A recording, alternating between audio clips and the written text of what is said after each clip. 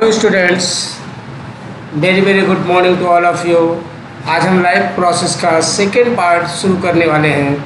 आप लोग ध्यान से सुनिएगा। सेकेंड पार्ट बहुत ही इम्पोर्टेंट्स है जो आपको बहुत ज़्यादा मदद करेगा एग्जामिनेशन में। बोर्ड के एग्जामिनेशन में बहुत से इसमें से फिगर्स और आते हैं। तो सबसे पहली बात है कि जहाँ पर हमें एक कन्फ्यूज़न क्रिएट होती है। कन्फ्यूज़न क्या होती है हमारी कि रिस्पायरेशन एंड ब्रीथिंग। छोटे क्लास में हम लोग रिस्पायरेशन मतलब होता है सांस लेना, ब्रीथिंग मतलब होता है सांस लेना, यहीं पे कन्फ्यूज़न होते हैं। आज हम आपको डिफरेंट बिटवीन बताएंगे कि रिस्पायरेशन वर्सेस ब्रीथिंग क्या है। कि अगर हम देखें कि it is a process of inhaling and exhaling airs and out of lungs. ये क्या है कि जब आपको कि ऑक्सीजन लेते हैं और कार्बन डाइऑक्साइड निकालते हैं तो वह क्या कहलाता है कि ब्रीथिंग कहलाता है। और वह प्रोसेस जो क्या करता है कि ब्रेकन डाउन करता है, ग्लूकोज को तोड़ता है और एनर्जी को प्रोड्यूस करता है, उसे हम क्या कहते हैं कि रेस्पायरेशन कहते हैं। अगर हम देखें कि जिस प्लेस पे it take place of the lungs, जो लंग्स पे लेते हैं तो वो ब्रीथिंग कहलाता है। जो सेल्स प्लेस पे लेते हैं उसे हम क्या कहते हैं कि रिस्पायरेशन कहते हैं। ये फिजिकल वॉलंटरी प्रोसेस होता है ब्रीथिंग, और रिस्पायरेशन जो होता है वह केमिकल प्रोसेस होता है, इनवॉलंटरी केमिकल प्रोसेस होता है। ब्रीथिंग में एनर्जी की आवश्यकता नहीं होती, no energy produce of the during process, energy produce नहीं होती। लेकिन रेस्पायरेशन में एनर्जी रिलीज होती है किस फॉर्म में, एटीपी, जिसको फुल फॉर्म है एडिनो ट्राईफॉस्फेट। अगर हम देखें, अगर हम बात करते हैं कि ये एक्स्ट्रासेलुलर प्रोसेस है, और जैसा कि ये अकर्स आउटसाइड सेल्स होते हैं, और इसमें क्या होता है कि इंट्रासेलुलर अकर्स इनसाइड सेल्स होते हैं, इसको हम रेस्पायरेशन कहते हैं। टाइप ऑफ रेस्पायरेशन दो टाइप्स के होते हैं। दो टाइप्स के रेस्पायरेशन होते हैं कि एक एरोबिक रेस्पायरेशन होता है, दूसरा क्या होता है कि एनारोबिक रेस्पायरेशन। एरोबिक रेस्पायरेशन जो होता है वो प्रेजेंट ऑफ ऑक्सीजन, और एनारोबिक रेस्पायरेशन होता है कि एब्सेंट ऑफ द ऑक्सीजन। इसमें एरोबिक में अलॉट मात्रा में एनर्जी प्रोड्यूस होती है और एनारोबिक में अलॉट मात्रा में एनर्जी प्रोड्यूस नहीं होती है। दूसरी चीज़, रेस्पायरेशन का स्टेप क्या है।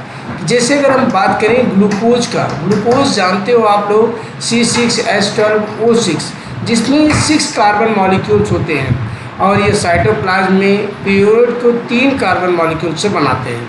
इसके 3 भाग से डिवाइड होते हैं। एक कि एब्सेंट ऑफ ऑक्सीजन, जो एब्सेंट होता है ऑक्सीजन, जैसे ईस्ट, तो ethanol plus carbon dioxide plus energy. Second है कि लैक ऑफ ऑक्सीजन, जब ऑक्सीजन की कमी होती है इन ह्यूमन मसल सेल्स में तो लैक्टिक एसिड एंड एनर्जी बनाता है। जब प्रेजेंट होता है ऑक्सीजन, जैसे कि माइटोकॉन्ड्रियल्स में, तो उसमें कार्बन डाइऑक्साइड, वाटर्स और एनर्जी प्रोड्यूस करता है। अगर हम देखिए ह्यूमन रेस्पिरेटरी सिस्टम में सबसे इम्पॉर्टेंट इस चैप्टर्स पे आपको मिलेगा डायग्राम। अगर हम डायग्राम के थ्रू बात करते हैं कि 2 डायग्राम सामने स्क्रीन पे आ रहा है, इनहेलिटेशन और एक्सहेलिटेशन। इनहेलिटेशन में कि एयर इज ड्रॉन इन, जब अंदर एयर जाती है और रिब से कैसे मूव आउट करती है। डाइफार्ट भी क्या करता है कि मूव करता है, और किसकी तरफ, इन की तरफ। अगर हम इस पर देखें कि एयर जब होती है कि फोर्स ऑफ आउट निकलती है, रिब क्या करता है कि मूव अप बैक, जब बैक जाता है, और वह क्या होता है कि डाइफार्ट क्या होता है कि उसका ऊपर आता है, जिसे हम कहते हैं डाइफार्ट मूड ऑफ बैक। जब ये अंदर होते हैं कि अगर हम देखें कि एयर जब अंदर जाते हैं तो इसमें एयरवेल्स कैपेसिटीज़ होती है, और ब्लड कैपरी के माध्यम से ये अंदर घुसते हैं, और उसके बाद उसमें रेड ब्लड सेल्स होते हैं। बेसमेंट आपको देखिए येलो कलर्स पे दिख रहा है, सब्सटेंस होते हैं, और वन सेल्स क्या होती है कि बहुत थिक होती है। क्या होती है, थिक होती है। अगर हम बात करें इसमें कि मेन जो टॉपिक है आपका लंग्स का, अगर नेसल पास की बात करते हैं, या हम माउथ कैविटी की बात करते हैं, फारेंस की बात करते हैं, लेफार्स की बात करते हैं, ट्रैकियास जो होती है, या रिंग्स ऑफ कार्टेज, जो रिंग्स होती है कार्टेज की, लंग्स, रिब, डाइफार्ट, ब्रॉन्ची, ये फिगर्स आता है। अब इसमें क्या होता है कि मोर देन रेस्पिरेशन ब्रॉन्चीज जो होती है, ब्रॉन्चीज जो होती है मेन, ये क्या काम करती है, तो ये क्या करते हैं कि किसी भी चीज़ को, ऑक्सीजन को अंदर लेना, या बाहर निकालना, रेस्पिरेटरी ब्रांची, ये अंगूर के गुच्छे की तरह होते हैं और ये क्या होते हैं कि फूलते हैं और जैसे ऑक्सीजन आउट होता है वैसे क्या होते हैं कि ये पिचक जाते हैं। तो आपको अगर देखें कि रिब केज की इसके ट्रैकिया आपको याद करना पड़ेगा। दूसरी चीज़ red blood cell. Red blood cell जो होता है कि ऑक्सीजन लेता है और ऑक्सीजन फ्रॉम लंग्स में जाता है, हीमोग्लोबिन मॉलिक्यूल्स होते हैं, फिर हीमोग्लोबिन मॉलिक्यूल से ऑक्सीजन बाउंड करता है हीमोग्लोबिन मॉलिक्यूल से और फिर क्या करता है ऑक्सीजन रिलीज कर देता है सेल्स और टिश्यूज़ को बाहर। और इसमें हीमोग्लोबिन पे क्या होता है कि एक पिगमेंट पाया जाता है जिसको आरबीसी कहते हैं। आरबीसी जो होता है आरबीसी जो पिगमेंट होता है ये हीमोग्लोबिन होता है और यह ब्लड में रेड कलर का होता है, जिसके कारण से ऑक्सीजन ब्लाइंड होता है हीमोग्लोबिन से, जिसको हम ऑक्सी हीमोग्लोबिन कहते हैं। अब बात आती है आपका तीसरा टॉपिक जो है what is the transportation. Transportation जैसे यू नो दैट, आप जानते हो कि ट्रांसपोर्टेशन क्या होता है। अगर हम ट्रांसपोर्टेशन की बात करें बेटा तो बहुत ज़रूरी नेसेसरी टॉपिक है ट्रांसपोर्टेशन, क्योंकि लाइफ में हर चीज़ हर जगह नहीं होती। तो जो चीज़ जहाँ प्रोड्यूस होती है उसको हम क्या करते हैं कि एक स्थान से दूसरे स्थान पर ले जाते हैं। एक स्थान से दूसरे स्थान पर किसी चीज़ को पहुँचाना ही क्या कहलाता है कि ट्रांसपोर्टेशन कहलाती है। अगर हम ट्रांसपोर्टेशन की बात करें कि वह लाइफ का वह प्रोसेस जहाँ सब्सटेंस क्या होता है कि बनता है, जहाँ सब्सटेंस सिंथेसिस होता है या आप कह सकते हो कि एब्जॉर्ब होता है, वहाँ एक पार्ट से कैरी करके दूसरे पार्ट पे ले जाना ही ट्रांसपोर्टेशन कहलाता है। अभी क्वेश्चन आता है आपके दिमाग में कि क्यों ट्रांसपोर्टेशन इम्पॉर्टेंट है, क्या रीज़न है कि ट्रांसपोर्टेशन इम्पॉर्टेंट है। ट्रांसपोर्टेशन इसलिए इम्पॉर्टेंट है कि वह चाहे प्लांट हो या एनिमल्स हो, ये लीड करते हैं मूवमेंट को, न्यूट्रिशन को, वाटर्स को, मिनरल्स को, गैसेस को एंड इटीसी, बहुत सी चीज़ों को ये क्या करते हैं कि मूवमेंट करते हैं। और बॉडीज़ में क्या होता है कि इसे सरवाइव करना या इसे इनिशियल जगह पर पहुंचाना, क्योंकि इसके बिना हमारी ग्रोथ नहीं हो सकती या इसके बिना हम आगे नहीं बढ़ सकते। इसलिए ट्रांसपोर्टेशन वेस्ट मटेरियल को भी बाहर निकालता है, ट्रांसपोर्टेशन मिनरल्स को, वाटर्स को, इन सब चीज़ों को पहुंचाता है, जिसके कारण से अगर हमारा एक अंग भी अगर ये मिनरल्स ना पहुँचे या आपका स्क्लेटल सिस्टम्स बाहर ना निकाले तो हमारी डेथ हो सकती है या हमारे अंग जो हैं वीक हो सकते हैं। इसलिए ऑल सेल्स को नीड होती है किसकी, न्यूट्रिशंस की, क्योंकि doing for the work of bodies in the all cell, केवल सेल ही क्या करते हैं कि बॉडीज़ का काम करते हैं। अब सबसे पहली बात आपके दिमाग में आई होगी कि प्लांट में ट्रांसपोर्टेशन कैसे होता है, क्योंकि प्लांट्स के अंदर जो होते हैं वह केवल हार्मोन्स होते हैं, उसके अंदर क्या होते हैं कि नर्व्स नहीं होती हैं। तो अगर हम देखें कि ग्रुप ऑफ स्पेशल सेल्स होते हैं इसमें जो वेस्कुलर टिश्यू को ट्रांसपोर्ट करते हैं वाटर एंड न्यूट्रिशंस को, जिसका नाम है जाइलम एंड फ्लोएम। तो स्टूडेंट जाइलम जो ट्रांसपोर्ट करता है, ये मेन वर्क है कि जाइलम जो ट्रांसपोर्ट करता है वाटर्स एंड मिनरल्स को करता है, जो सोयल से मिट्टी से ये क्या करता है कि ऑब्टेंड करता है। फ्लोएम जो होता है कि जैसे आपको कह दें कि एक क्वेश्चन पूछे आपसे कि प्लांट का किचन कहाँ होता है, तो यू नो दैट आप जानते हो कि प्लांट का किचन क्या है कि आपका लीफ है। लीफ में क्या होता है कि फोटोसिंथेसिस की प्रोसेस से भोजन बनते हैं और फोटोसिंथेसिस के जब प्रोसेस से भोजन बनते हैं तो ग्लूकोज में कन्वर्ट होता है और ग्लूकोज जो होता है वो स्टार्च में कन्वर्ट होता है, फिर हमें वो उसके कार्बोहाइड्रेट के रूप में मिलता है। तो अगर हम देखें कि फ्लोएम जो है ये ट्रांसपोर्ट प्रोड्यूस करता है, तो जो फोटोसिंथेसिस प्रोसेस होता है लीफ से उसके अदर पार्टों तक, क्योंकि रूट को भी तो भोजन चाहिए, तो रूट में भोजन ले जाने के लिए फ्लोएम क्या करता है कि अपना काम करता है। वाटर्स एंड मिनरल्स की बात करें कि ट्रांसपायरेशन कि जैसे ट्रांसपायरेशन में क्या होता है कि वाटर वेपर जो होता है लॉस करता है। कौन लॉस करता है? अब सबसे बड़ी बात कि हमारे अंदर क्या है, बॉडीज़ के अंदर ऑर्गन्स हैं, लेकिन प्लांट्स के अंदर भी क्या पाए जाते हैं, पोर्स पाए जाते हैं। लीफ में क्या होता है, पोर्स पाए जाते हैं। पोर्स के माध्यम से वाटर क्या होता है कि वेपर होता है और जो वाटर ट्रेवल करता है प्लांट्स में, और वाटर प्लांट में ट्रेवल करने से रूट से क्या करता है वाटर्स को ऑब्जर्व करता है और प्रेशराइज वह खींचता अपने टेंटिकल से और टेंटिकल से खींच के वह लीफ तक पहुंचाता है। कौन? प्लांट्स की रूट जो होते हैं वो प्रेशर में होते हैं। अब आपका मेन टॉपिक आ गया जिसपे आप बहुत इंटरेस्टेड होते हो। किसमें इंटरेस्टेड हो कि अगर हमारे कोई दैनिक जीवन की बात किया जाए तो उसमें हमें क्या होता है, बहुत इंटरेस्ट आता है। जैसे व्हाट इज़ द ब्लड क्या है? तो यू नो दैट जो भी इंसान है या जो भी जानवर हैं सभी के अंदर क्या होता है कि ब्लड होता है।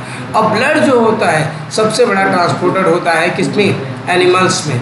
और इसे हम क्या कहते हैं कि एक स्पेशल फ्लूइड होता है जो कनेक्टिव टिश्यू होता है, जो सभी को ट्रांसपोर्ट करता है, सभी लिक्विड पदार्थ को या जो न्यूट्रिशंस को ट्रांसपोर्ट करने का काम कौन करता है?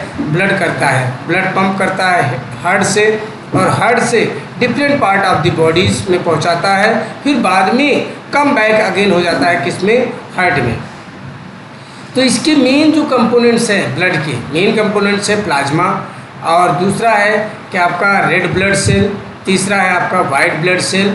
जैसे अगर हम बात करें रेड ब्लड सेल को हम एर्थोसाइट्स भी कहते हैं और वाइट ब्लड सेल को ल्यूकोसाइट्स भी कहते हैं। बात करें तो प्लाज्मा एक ऐसा कंस्टिट्यूट्स है जो लगभग 55% ब्लड में वैल्यूम होता है, और प्लाज्मा जो होता है कि 91 से 92% वाटर्स होते हैं, 7% प्रोटीन होता है, 0.9% इनऑर्गेनिक साल्ट होता है, और 1% क्या होता है किसमें? ग्लूकोज होता है। और अगर रेड ब्लड सेल की बात करें कि रेड ब्लड सेल जो होता है ये क्या करता है कि ट्रांसपोर्ट करता है किसको? ऑक्सीजन ऑल बॉडीज़ में, और लंग से ले जाके बैक करता है कार्बन डाइऑक्साइड्स को लंग से। और वाइट ब्लड सेल्स जो होता है एक फ्रीडम फाइटर होता है हमारे बॉडीज़ का, जो भी बाहर से आता है, जो भी बाहर से कोई डिसीज़ आता है या कुछ आता है, उसको सबसे पहले किससे फाइट करनी होती है कि हमारे वाइट ब्लड सेल ही फाइट करता है। जैसे कि अगर हमारे कश्मीर पे कोई अटैक करता है, या जैसे कोई बाहर का देश हमारे पर अटैक करता है तो हमारी सुरक्षा कौन करते हैं? सोल्जर। ऐसे ही हमारे बॉडी में सोल्जर का नाम दिया जाता है white blood cell. White blood cells क्या करता है? रोग प्रतिरोधक लड़ने की क्षमता भी बढ़ाता है और इम्यूनिटी पावर भी कंट्रोल करता है। वाइट ब्लड सेल का काम है। ब्लड प्लेट्स जो होता है कि ये रिस्पॉन्स होता है कि ब्लड को कंट्रोलिंग करना। जैसे कहीं इंजर्ड हो गए आप, या कहीं चोट लग गई, एक्सीडेंट हो गया तो आपका ब्लड बह रहा है, तो रुधिर को थक्का बनाने में काम करता है कौन? वो ब्लड में जो कंपोनेंट पाया जाता है जिसका नाम है प्लेट्स, वो क्या करते हैं कि रुधिर को थक्का बनाने में हमारी मदद करते हैं। फंक्शन क्या है बॉडीज़ का? अगर हम देखें कि फंक्शन जो है बॉडीज़ का ये क्या है कि ब्लड जो होता है ये क्या करता है कि प्रोवाइड करता है, क्या प्रोवाइड करता है? हमारे सेल्स को ऑक्सीजन और कार्बन डाइऑक्साइड को निकालता है, ऑक्सीजन को लेता है।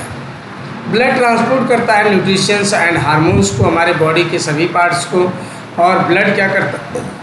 लोड करता है और बचाता है ब्लड लॉस से हमारी बॉडीज़ को। अगर हम बात करें कि ब्लड जो होता है वो हमारे बॉडीज़ के टेम्परेचर को भी क्या करता है कि रेगुलेट करता है, और ब्लड जो होता है कि ब्रिंग करता है वेस्ट प्रोडक्ट्स को कहाँ से?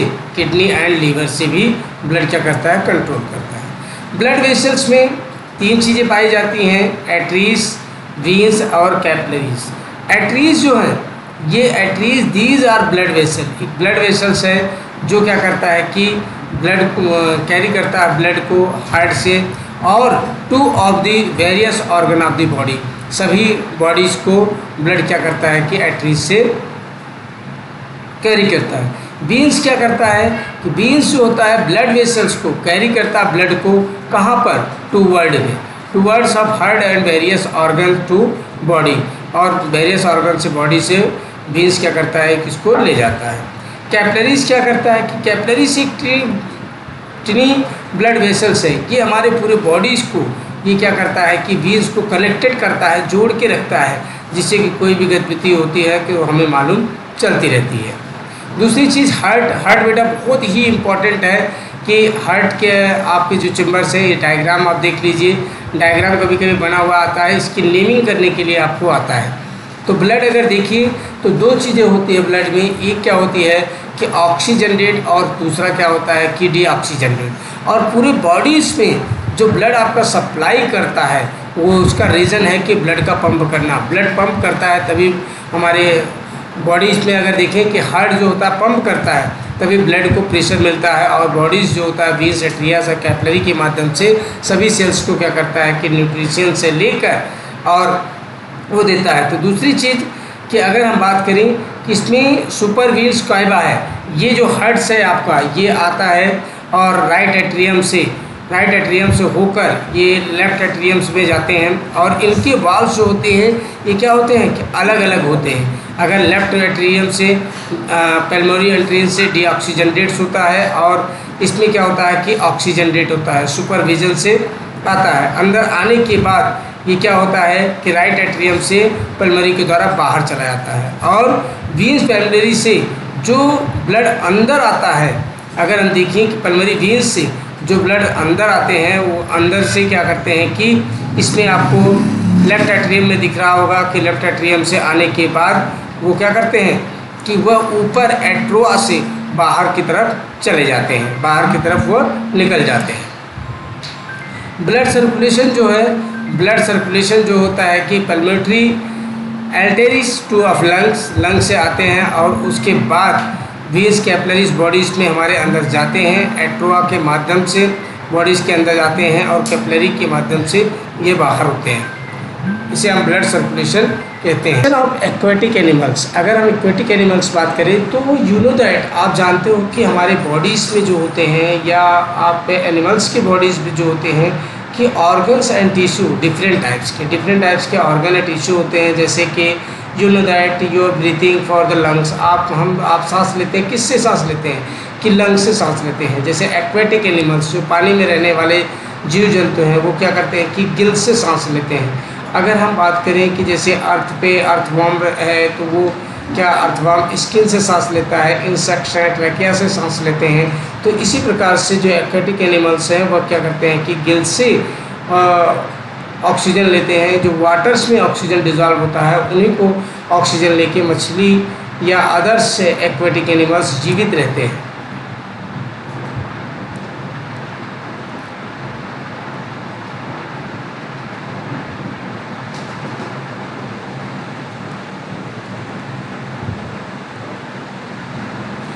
What is the excretion, main topic है आपका, लास्ट टॉपिक है एक्सक्रीशन क्या होता है। एक्सक्रीशन एक ऐसा बायोलॉजिकल प्रोसेस है जो ऑर्गेनिज्म को get rid of the nitrogen waste जो प्रोड्यूस होता है उसको क्या करता है कि बाहर निकालता है। अगर हम बात करें एक्सक्रीशन कि जितना मस्ट में रेस्पायरेशन है, जितना मस्ट में ब्रीथिंग है, उतना ही मस्ट क्या है कि एक्सक्रीशन है। जैसे कि आप छोटी सी एक इमेजिंग करिए कि अगर हम 1 मिनट सांस नहीं लेते हैं तब भी जीवित रह सकते हैं, लेकिन कार्बन डाइऑक्साइड या वेस्ट प्रोडक्ट अपने अंदर सम लेके जीवित नहीं रह सकते। तो एक्सक्रीशन 2 टाइप्स का होता है, प्लांट्स में अलग तरीके से होता है और एनिमल्स में अलग तरीके से होता है। तो अगर हम एक्सक्रीशन की बात करें प्लांट और एनिमल्स में, तो सबसे पहले एक्सक्रीशन इन प्लांट्स में कैसे एक्सक्रीशन होता है। तो जो वेस्ट प्रोडक्ट है ऑफ द प्लांट्स में वो oxygen can be looked, oxygen हमें क्या करता है कि आपने देखा है, और waste product photosynthesis carbon dioxide waste product of respiration, जहाँ पर water is the waste product of the both, और दोनों में क्या होता है कि वाटर जो होता है वेस्ट प्रोडक्ट होता है। तो कैसे वाटर का लॉस होता है, water will be lost of the transpiration का लॉस होता है पोर्स के माध्यम से, और पोर्स जो होता है वह क्या होता है कि ओनली फॉर लीव्स में प्रेजेंट्स होते हैं। अगर हम बात करें कि एक्सक्रीशन इन प्लांट्स में, तो oxygen waste produce of the photosynthesis, oxygen क्या है फोटोसिंथेसिस का वेस्ट प्रोडक्ट है, carbon dioxide is a waste product of the respiration, carbon dioxide क्या है कि वेस्ट प्रोडक्ट है रेस्पायरेशन का, वाटर वेस्ट प्रोडक्ट है ट्रांसपायरेशन का।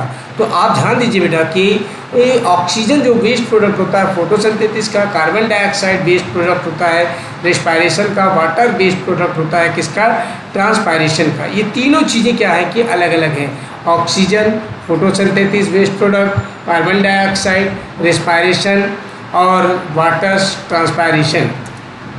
अगर हम देखिए कि what are other product of excretion, क्या अदर प्रोडक्ट हैं एक्सक्रीशन के लिए? यस, प्लांट में क्या होता है कि गम्स होता है, रेसिन्स होते हैं, रबर्स होते हैं एंड लैक्टेस होता है कि आर आल्सो ये रिमूव करते हैं वेरियस पार्ट से अपने की बॉडीज़ में। आप जो लोग गांव में बिलोंग करते होंगे उन्होंने देखा होगा कि जब पेड़ में क्या होता है कि कट जाता है या पेड़ क्या होता है कि फट जाता है, उसके बीच से गमले, उसके बीच से क्या होते हैं कि हम हिंदी में उसके शाब्दिक अर्थ में कहते हैं गुद्दा।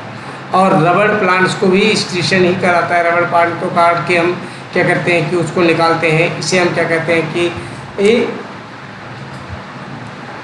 अगर हम देखिए कि organ of excretion in human जो कौन कौन से ऑर्गन्स हैं एक्सक्रीशन करने के लिए, तो इंक्लूड होता है हमारा स्किन से जैसे हम क्या करते हैं कि सूट्स पसीने निकालते हैं, लीवर्स हो गया, लार्ज इंटेस्टाइन्स हो गया, लंग्स हो गया, किडनी, ये क्या है एक्सक्रीशन के एक पार्ट हैं। इनसे हमारे बॉडीज़ क्या करती है इसके जैसे अब आप बात कर लीजिए कि लार्ज इंटेस्टाइन्स है, फूड को डाइजेस्ट करता है, फिर उसकी न्यूट्रिशन लेने के बाद उसको वेस्ट प्रोडक्ट में बाहर निकालता है। लंग्स है कि कार्बन डाइऑक्साइड वेस्ट प्रोडक्ट को बाहर निकालता है। किडनी है यूरिन को फिल्टर्स करती है। तो ऐसी क्या है कि ये ऑर्गन्स होते हैं ह्यूमन के बीन कि जो आपको मल्टीपल चॉइस पे पूछ लिया जाता है कि स्किन, लीवर्स, लार्ज इंटेस्टाइन में किस प्रकार से क्या होता है कि एक्सक्रीशन होता है। दूसरी चीज़ है कि स्केटरी सिस्टम में इन ह्यूमन्स में ये आपको बार बार आता है पेपर्स में डायग्राम बनाने के लिए या डायग्राम के नेमिंग करने पे, इसे ध्यान दीजिएगा बेटा कि अगर हम देखिए ह्यूमन जो एक्सक्रीटरी सिस्टम्स है ये कंसिस्ट करता है, किसको कंसिस्ट करता है कि किडनीज जो होता है ये पेयर्स होता है, किडनीज और यूट्रस और यूरिनी ब्लड और यूथ्रा से क्या होता है कि जुड़ा होता है। अगर हम देखिए कि जो भी हम न्यूट्रिशंस लेते हैं या हमारे ब्लड्स को फिल्टर करता है रिन्यूएबल वेन्स में। अब इसमें रिन्यूएबल वेन्स में यूथरस है, किडनी है, रिन्यूएबल आर्टरीज है और ये धीरे धीरे फिल्टर्स करता है। फिल्टर करने के बाद ये क्या करता है कि ब्लैडर्स में इकट्ठा होता है। उसके बाद इकट्ठा होने के बाद हमें क्या होता है जब भर जाता है तो फील होता है कि हमें वॉशरूम जाना है। या अगर हम देखें किडनी प्रेजेंट करता है कि other side of the back bones पे, और यह एब्डोमेन किडनी जो होती है प्रोड्यूस करती है यूरिन को और यूरिन फ्रॉम किडनीज को पास करता है यूट्रस में एंड यूरिन ब्लैडर्स जो होता है उसको रिमेन स्टोर करता है और इस पे बाद क्या करता है कि अनटिल रिलीज करता है बाद में यूत्रा के तहत। और इसमें अगर हम देखें ईच स्ट्रक्चर सभी स्ट्रक्चर्स में एंड फंक्शनल यूनिट किडनीज में नेफ्रॉन्स होते हैं। नेफ्रॉन्स से मीन्स आप जैसे कह सकते हो कि चाय की छन्नी होती है, उसी प्रकार से बॉडीज़ में क्या होता है कि नेफ्रॉन्स होता है। अगर हम ईच किडनी की कंसिस्ट करें तो 1.2 मिलियन नेफ्रॉन्स पाए जाते हैं।